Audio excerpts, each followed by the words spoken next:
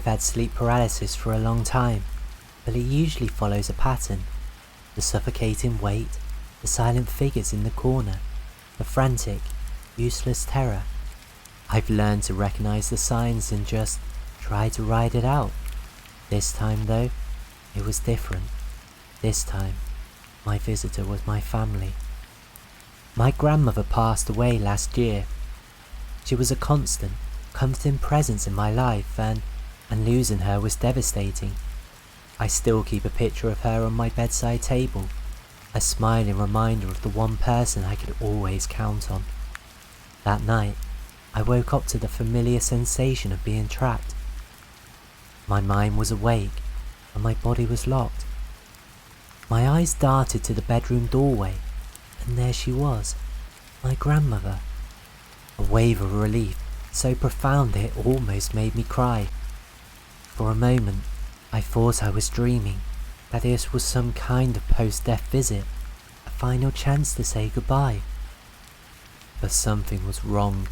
Her face was gaunt, almost skeletal, and her eyes were not the warm, brown eyes I remembered.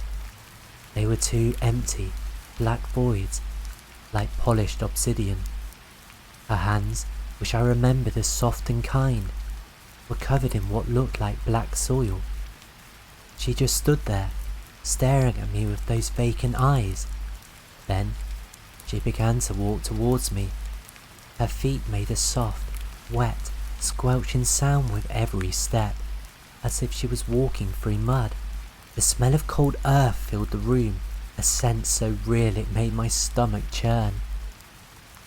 She moved with a terrible, unnatural slowness, a silent, shuffling horror coming for me. My relief evaporated, replaced by a pure, primal fear. This was not my grandmother. This was something else entirely. She reached my bed and slowly, deliberately, placed her hands on my face. The touch was impossibly cold, a deep, chilling sensation that seeped into my very bones. I wanted to scream, to recoil, but I was completely helpless. I was trapped, a motionless victim. Her hands began to sink into my skin, as if my face was made of wet mud. I felt a horrifying, tingling sensation, and I could swear I heard the faint, sickening sound of soft soil being moulded. She was remaking me, changing me, turning me into something just like her. The paralysis broke with a violent jolt. I sat up, gasping for air, a cold sweat drenching my clothes.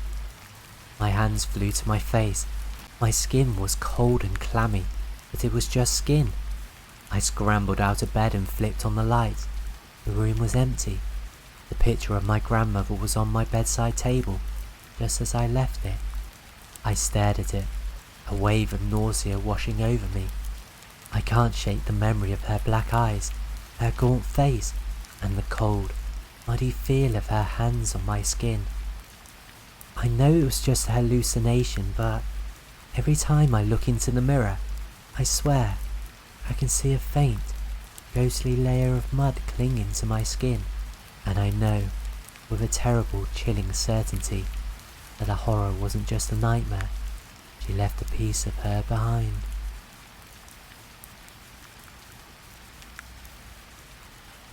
My episodes of sleep paralysis are a fact of life, something I've learned to manage.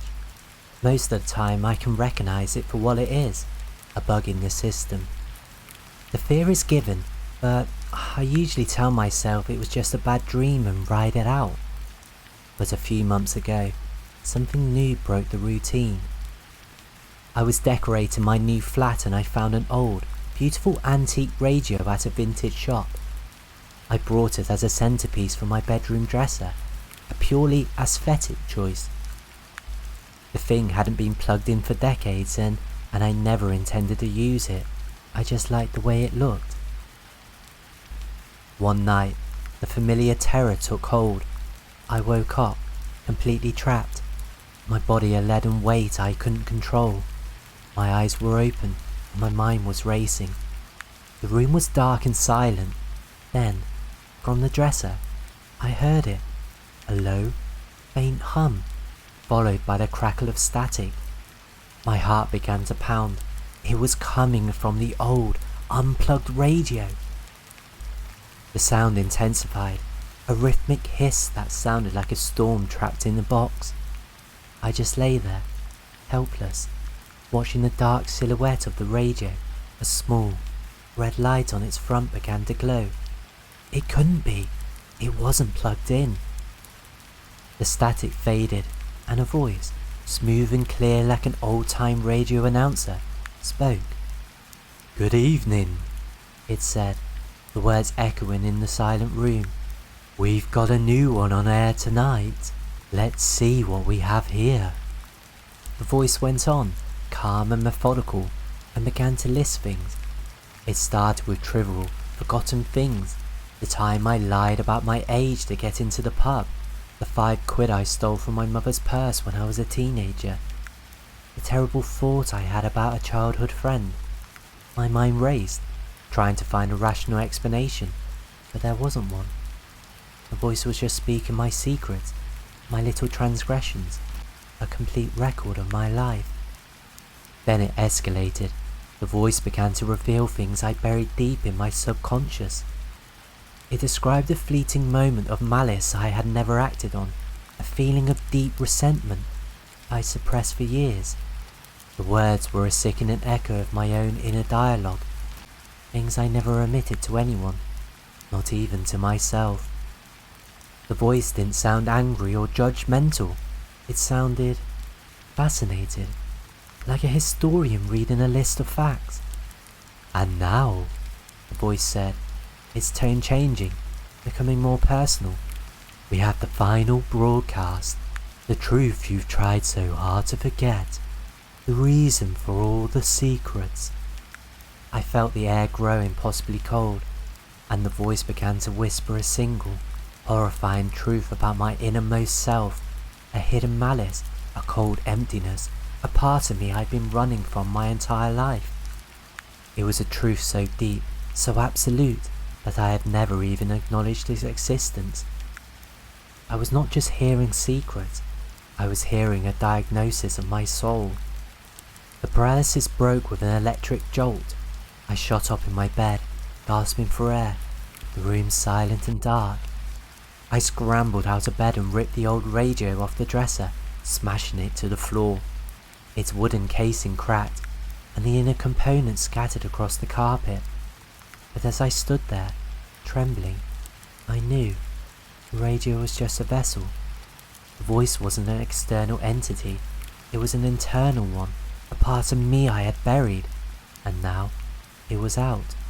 The radio is gone now, but every night, when I lie in bed, I feel the chill, and sometimes, in the utter silence of my room, I can still hear the static, the phantom hum of an unplugged radio, a promise that next time I'm paralyzed, the broadcast will continue, and the voice will reveal the rest of me, one terrifying secret at a time.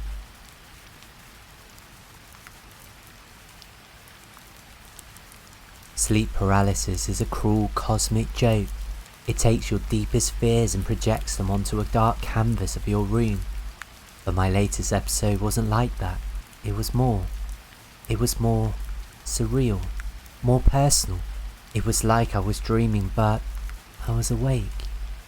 I woke up, and the dread was immediate. The familiar leaden weight on my chest, the frantic, useless struggle to move. My eyes were open, and I was staring at the familiar outline of my bedroom dresser, my bed, the door. Everything was in its place, but the scale was all wrong. My room felt impossibly large, the furniture towering over me like a child's toys. It took a moment for my terrified brain to grasp the impossible. I wasn't in my room. I was inside a giant-sized dollhouse. The wood grain on the floorboards were huge, like the rings of an ancient tree. My bed was a giant, rickety cradle. The terror was pure, primal. I was a tiny, motionless figure in a space that mimicked my own home, but I was controlled by some unseen colossal force. And then I saw it, a massive, shadowy hands slowly descending into the room from above. It was so big it blocked out the dim light from the hallway. My mind screamed at me to close my eyes, to look away, but I couldn't. I was trapped, a silent witness to my own personal horror show. The hand moved with a chilling deliberation. It was so slow, so precise. It reached down and placed a small, porcelain doll on the bed right next to me. The doll was grotesque, with a cracked porcelain face, tangled black hair and two enormous, empty black eyes. Its limbs were too long and thin. As the giant hand pulled away, the doll turned its head slowly, its lifeless eyes looking onto mine. A wide, unnatural smile, a thistle in its porcelain face, spread from ear to ear. I felt the air grow impossibly cold, and the doll began to move, not with strings or a motor, but with a horrifying fluid motion. It crawled across my bed, its small, dirty hands making a faint scraping sound on the sheet. It was coming for me.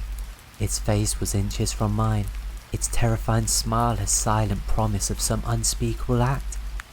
I could smell the stale, dusty scent of its clothes, a strange scent of old clay and something else, something human. Just as the doll was about to touch my face, the massive, shadowy hand returned. It scooped up the doll, placed it at the edge of the bed, and slowly pulled it out of the room. I was alone again. The scale of the room was returning to normal. The paralysis broke with an electric jolt. I scrambled off the bed, gasping for air, a cold sweat drenching my clothes. My room was just my room. The furniture was the right size. My heart was pounding, and my body was shaking so violently I could barely stand. I told myself it was a particular vivid hallucination, the worst one I'd ever had. But then I looked down. There, on the floor, was a small porcelain doll. It had a cracked face and a long, black hair. Its eyes were two empty black holes, and its head was cocked to the side, as if studying me. I screamed, scooped up the doll, and threw it out the window. It shattered on the street below. But I can't shake the memory of its smile. I brought a new doll for a collector friend of mine, but I can't bring myself to give it to her. I've told myself it's just a souvenir, a reminder of the night I went insane, but I know it's not. It's a key, and I know, with a certainty that chills me to the core, that whatever was in that dollhouse isn't gone. It's just waiting for me to be paralyzed again.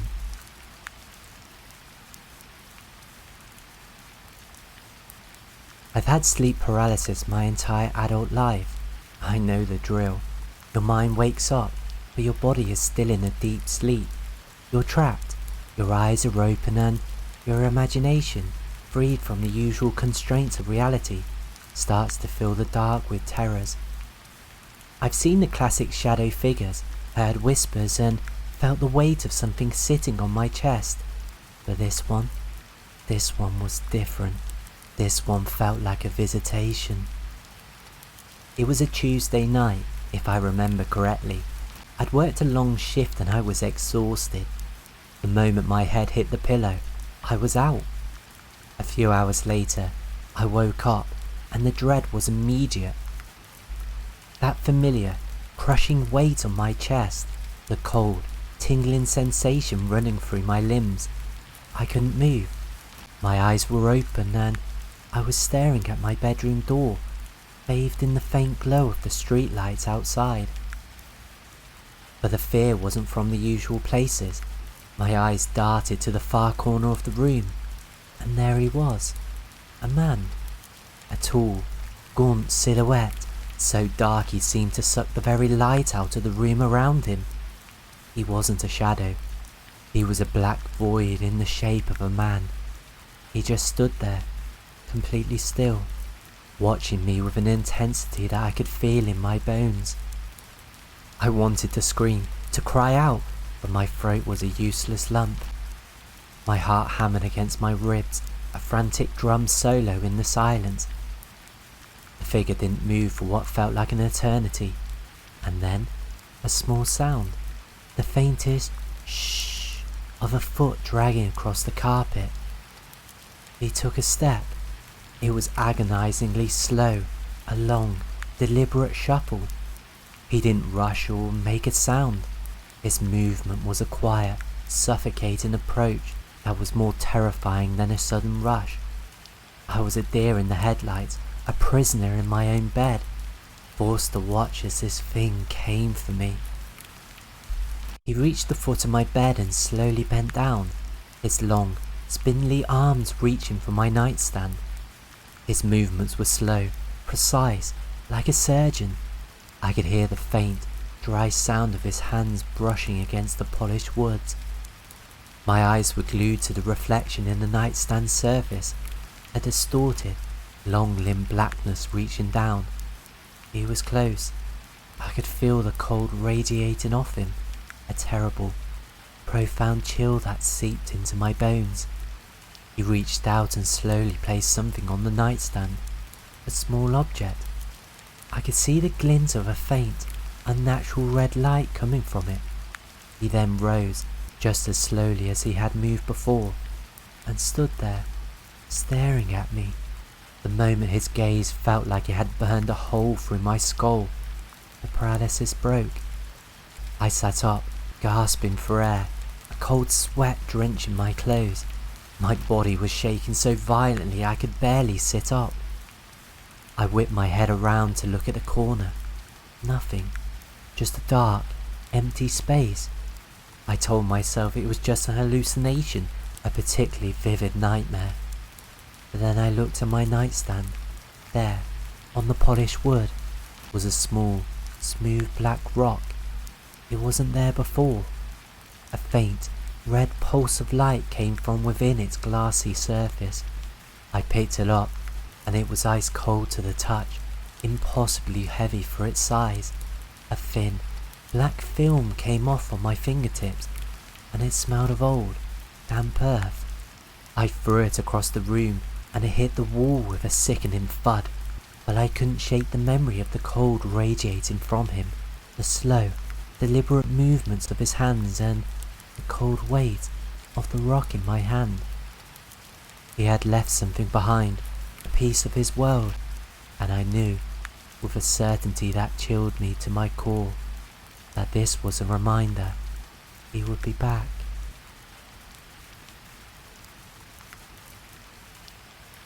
I've had sleep paralysis for a few years now, but it always followed a predictable script. I wake up, paralysed, and see a shadow figure or hear whispers. I've learned just to wait it out, to ride the terror until it passes. My bedroom door was always ajar, a habit from childhood. It's a small detail, but it's one of the full constraints in my life. I woke up, and the familiar dread washed over me. I was frozen, my eyes wide open, staring at the door. I could see it ajar, as it always was, but the hallway behind it was not the familiar, dimly lit space I knew. It was a void, a pure, inky blackness, a chasm that seemed to absorb all light and sound. And I heard it, a low, guttural growl, like a wild animal. It came from the darkness. The sound was so primal and terrifying that it made my blood run cold. I wanted to scream, to cry out, but my throat was useless. My heart hammered against my ribs, a frantic drum solo in the silence. A single, pale, bony finger slowly emerged from the darkness. It was impossibly long and thin, its nail a long, sharp talon. The finger was followed by a hand, equally thin and skeletal. It was a hand that didn't belong to a human. It was a hand from a nightmare.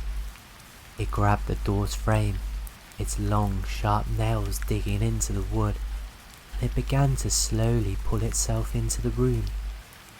The growl intensified, and a long, gaunt, skeletal creature slowly emerged from the darkness. Its body was all bones and skew. Its limbs unnaturally long and contorted. Its head, it was a skull with two empty, black holes for eyes. It was a pure, unadulterated horror, and it was coming for me. I was trapped, a motionless victim, forced to watch as this creature from the void slowly, deliberately, pulled itself into my room. The paralysis broke with a violent jolt. I sat up, gasping for air, a cold sweat drenching my body.